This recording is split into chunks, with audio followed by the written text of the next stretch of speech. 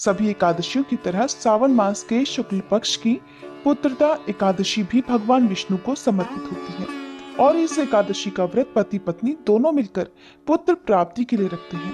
पुत्रदा शब्द का अर्थ है पुत्रों को देने वाली, इसलिए ऐसा माना जाता है कि सावन महीने में पुत्रदा एकादशी व्रत रखने से पुत्र प्राप्ति की इच्छा पूरी होती है, निसंतानों को संतान सुख मिलता है। साल भर में 2 बार पुत्रदा एकादशी आती है, एक सावन महीने के शुक्ल पक्ष में और एक पौष महीने के शुक्ल पक्ष में। इस दिन निर्जल, निराहार या फिर फलाहार ग्रहण करके उपवास रखा जाता है।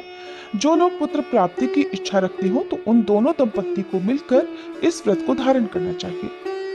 इस दिन अनाज, दालें, चावल, प्याज और मांसाहारी भोजन खाना सभी के लिए सख्त वर्जित माना जाता है। एकादशी व्रत की शुरुआत दशमी तिथि से हो जाती है और व्रती को दशमी तिथि को दोपहर तक केवल सात्विक भोजन ही करना चाहिए। दशमी तिथि को सूर्यास्त के बाद अन्न ग्रहण नहीं करना चाहिए। एकादशी के सूर्योदय से लेकर द्वादशी तिथि के सुबह तक व्रत के नियमों का पालन करना होता है। पूजा करने के बाद सम्मानित ब्राह्मण को भोजन कराने के बाद ही निर्धारित पारण मुहूर्त में व्रत का पारणा किया जाता है, यानी उपवास खोला जाता है। 5 दिनों तक चलने वाले लोकप्रिय झूलन उत्सव भी सावन पुत्रदा एकादशी से शुरू होता है। झूले को लताओं और फूलों से खूबसूरती से सजाया जाता है और उस झूले में भगवान कृष्ण और राधा रानी की मूर्ति को रखकर झुलाया जाता है। उत्सव का समापन श्रावण पूर्णिमा के दिन किया जाता है। सावन एकादशी का महत्व भविष्य पुराण में धर्मराज युधिष्ठिर और भगवान श्री कृष्ण के बीच संवाद के रूप में वर्णित है।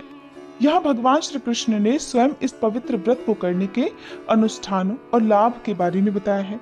पुत्र प्राप्ति के आशीर्वाद के अलावा विष्णु भक्त अपने पापों को धोने और मोक्ष प्राप्ति की इच्छा से भी इस एकादशी का व्रत करते हैं। श्रावण शुक्ल पक्ष की एकादशी तिथि प्रारंभ होगी 15 अगस्त गुरुवार को सुबह 10:28 से और समाप्त होगी 16 अगस्त शुक्रवार को सुबह 9:39 पर। क्योंकि इस बार एकादशी की तिथि 2 दिन रहेगी, गुरुवार और शुक्रवार को, लेकिन जो एकादशी गुरुवार के दिन पड़ेगी वो दशमी तिथि मिली हुई एकादशी होगी। और शास्त्रों में ऐसा वर्णन मिलता है कि जब दशमी तिथि मिली हुई एकादशी हो तो उस तिथि को छोड़कर अगले दिन, जिसमें द्वादशी तिथि भी हो, उस दिन उपवास रखना सभी के लिए शुभ होता है, चाहे गृहस्थ जन हो या वैष्णव जन हो। इसलिए इस बार 16 अगस्त शुक्रवार के दिन ही पुत्रदा एकादशी का व्रत रखा जाएगा। एक दिन पहले दशमी तिथि के नियमों का पालन किया जाएगा और अगले दिन यानी शनिवार के दिन व्रत का पारणा किया जाएगा। अब पहले जानिए शुक्रवार के दिन रहने वाले शुभ मुहूर्तों के बारे में। शुक्रवार के दिन सूर्योदय होगा सुबह 6:07 पर, सूर्यास्त होगा शाम 6:54 पर। ब्रह्म मुहूर्त सुबह 4:31 से 5:19 तक रहेगा। अमृत काल सुबह 6:27 से 8:02 तक रहेगा। सुबह की पूजा आप ब्रह्म मुहूर्त से लेकर अमृत काल तक कर सकते हैं। अभिजीत मुहूर्त दोपहर 12:05 से 12:56 तक रहेगा और राहु काल सुबह 10:30 से दोपहर 12 बजे तक रहेगा। द्वादशी तिथि शुरू होगी 16 अगस्त शुक्रवार को सुबह 9:40 से और समाप्त होगी 17 अगस्त शनिवार को सुबह 8:06 तक। 17 अगस्त शनिवार के दिन सूर्योदय होगा सुबह 6:08 पर, सूर्यास्त होगा शाम 6:53 पर। ब्रह्म मुहूर्त सुबह 4:31 से 5:19 तक रहेगा। अमृत काल सुबह 7:11 से 8:44 तक रहेगा और राहु काल सुबह 9 बजे से 10:30 बजे तक रहेगा। अब जानिए हरिवासर समय के बारे में।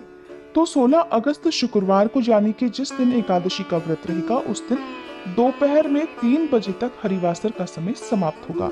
जैसा कि आपको हर वीडियो में बताया जाता है कि हरिवासर के समय भूले से भी एकादशी का उपवास नहीं खोलना चाहिए। अब जानिए पारण मुहूर्त के बारे में। 17 अगस्त शनिवार को सुबह 6:08 से 8:06 के बीच में व्रत का पारणा किया जाएगा। व्रत का पारणा हमेशा निर्धारित मुहूर्त में ही करना चाहिए।